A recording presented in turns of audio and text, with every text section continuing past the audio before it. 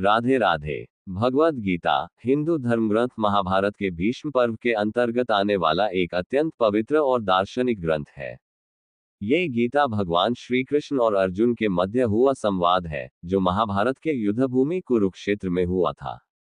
ये संवाद मात्र एक युद्ध की परिस्थिति में दी गई शिक्षा नहीं, बल्कि संपूर्ण मानव जाति के लिए जीवन का मार्गदर्शन है। इसमें धर्म, कर्म, ज्ञान, भक्ति, त्याग, आत्मा, परमात्मा, मोक्ष आदि का गूढ़ रहस्य समाया हुआ है। भगवद गीता की रचना। भगवद गीता 700 श्लोकों में विभाजित है और इसमें कुल 18 अध्याय हैं। ये वेदों, उपनिषदों और दर्शन शास्त्रों का सार है। इसका उद्देश्य व्यक्ति को जीवन के सत्य से अवगत कराना और आत्मा की वास्तविक प्रकृति को समझाना है। गीता सार के प्रमुख विषय। अर्जुन का विषाद। महाभारत के युद्ध के समय जब अर्जुन ने अपने ही कुटुंब, गुरुजनों, भाइयों और मित्रों को युद्धभूमि में खड़ा देखा, तो वह मानसिक रूप से विचलित हो गया।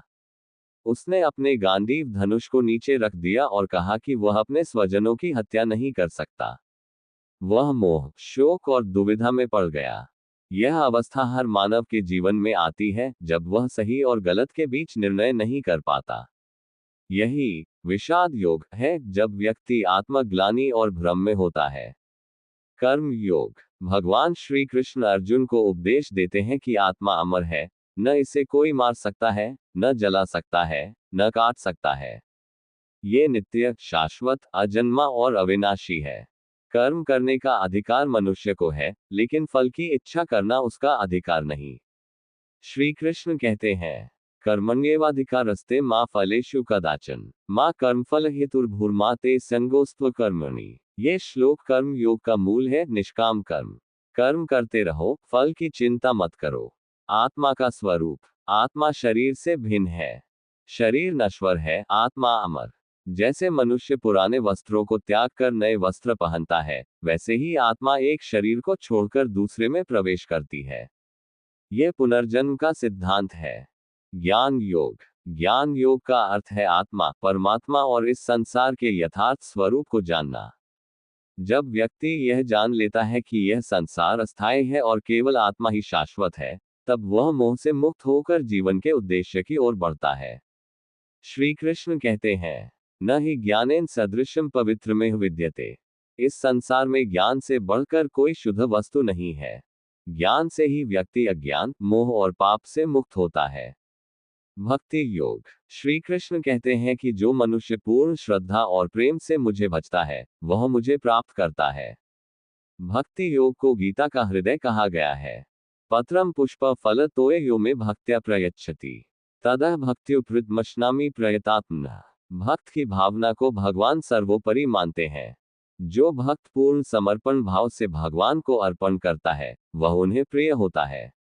निष्काम कर्म योग। निष्काम कर्म वह कर्म है जो फल की इच्छा के बिना किया जाता है। ये योग सबसे श्रेष्ठ माना गया है, क्योंकि इससे न केवल बाह्य कर्म होता है, बल्कि अंतर्मन की शुद्धि भी होती है। श्री कृष्ण ने इसे योग कहा है। योगस्थ कुरु कर्माणि संग त्यक्त्वा धनंजय सिद्ध्य सिद्ध्यो समो भूत्वा समत्वम योग उच्यते। ये श्लोक सिखाता है कि संभाव रखना और निष्काम भाव से कर्म करना ही सच्चा योग है। स्वरूप और योगेश्वर कृष्ण। श्री कृष्ण केवल एक मानव रूप नहीं, वे स्वयं परम ब्रह्म है। गीता में वह कहते हैं कि जब जब धर्म की हानि और अधर्म की वृद्धि होती है, तब तब मैं स्वयं प्रकट होता हूँ। परित्राणाय साधूना विनाशाय च दुष्कृताम धर्म संस्थापनार्थाय संभवामि युगे युगे। ये श्लोक अवतारवाद का प्रमुख आधार है। प्रकृति और पुरुष। भगवान ने इस सृष्टि की रचना प्रकृति और पुरुष के संयोग से की है। प्रकृति जड़ तत्व है और पुरुष चेतन।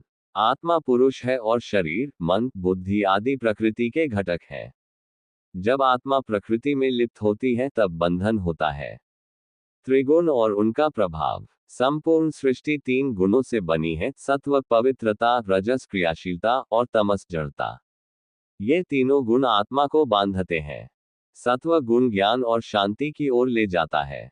रजस कर्म, इच्छा और भोग में प्रवृत्त करता है। तमस आलस्य, अज्ञान और मोह उत्पन्न करता है। ज्ञानयोगी सत्व को अपनाता है और अन्य 2 गुणों से ऊपर उठता है। मोक्ष की प्राप्ति। मोक्ष का अर्थ है आत्मा की परमात्मा मिले। यह तभी संभव है जब व्यक्ति मोह, द्वेष, अहंकार, कामना, क्रोध आदि से मुक्त हो जाए और केवल भगवान की शरण में रहे।